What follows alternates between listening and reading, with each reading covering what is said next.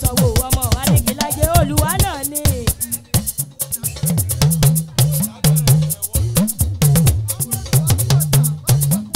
ọmọ olùwàkọ̀sà máa kógun ọba ó dá gẹ̀rẹ́gẹ̀rẹ́ wọ́dọ̀ ọmọ Anígilájé ó dá náà ni Olúwa tó dá gẹ̀rẹ́gẹ̀rẹ́ tó dá wọ́dọ̀. ṣé ti rí pé jẹ̀lẹ́ńkẹ́ lórí àwọn bàbá mi ẹ wá gbọ́. káṣá máa gòkè ọlá ni káṣá máa gòkè ọlá ni káṣá máa gòkè ọlá ni káṣá máa gòkè ọlá ni túnbà lórí ọlá làwà ó a ò jábọ́ lórí ọlá làwà ó a ò jábọ́ òkè láre lọ́lá Olúwa ó bàbá òkè láre lọ́lá Olúwa káṣá máa gòkè ọlá ni.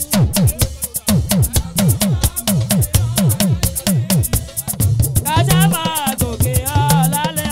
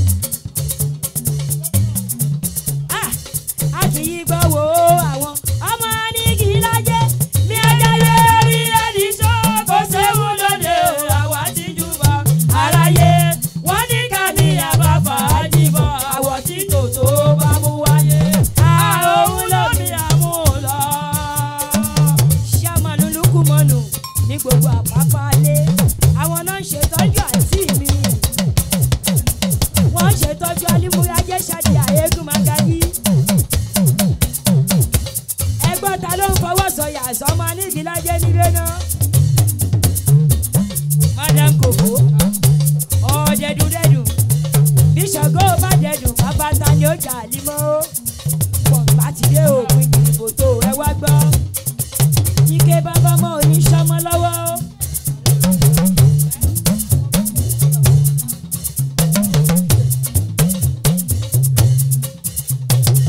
Lady K ló sọ́wọ́ alimọ́ṣáde àyégún màgájí jagunmọ́lù gbogbo kan náà ni ìbò lẹ́bàá mi di bọ̀dá sàkásí ẹ̀gbọ́n tèmi sàkàràyà pátápátá ìmúlẹ̀ bọ̀dá mi bọ̀dá sàkà. ṣàǹrọ̀lùwò ṣàǹrọ̀lùwò àpènà ọ̀la ṣàǹrọ̀lùwò. gbogbo ọ̀rẹ́ tó wà níbí pátápátá ṣàǹrọ̀lùwò ṣàǹrọ̀lùwò àpènà ọ̀la ṣàǹrọ̀lùwò. olúwo ni baálẹ̀ ṣùgbẹ́rọ̀ jẹ́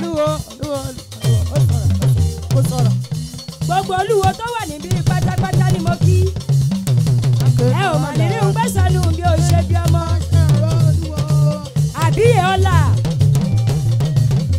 àbíyè ọ̀la ogbó àtọ́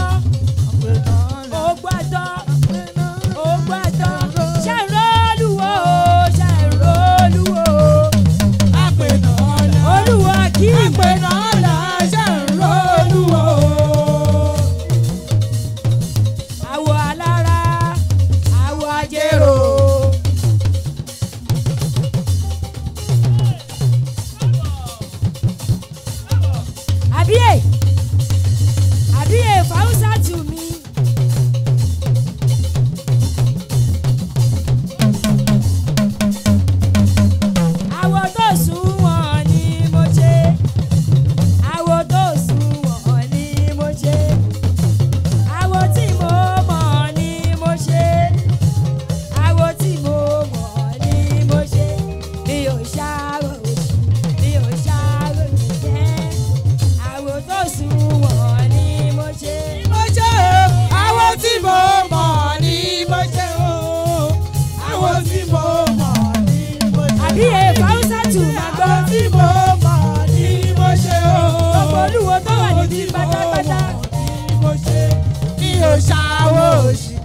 ò ṣàwò èké àwo tí mo mọ̀ ni mo ṣe.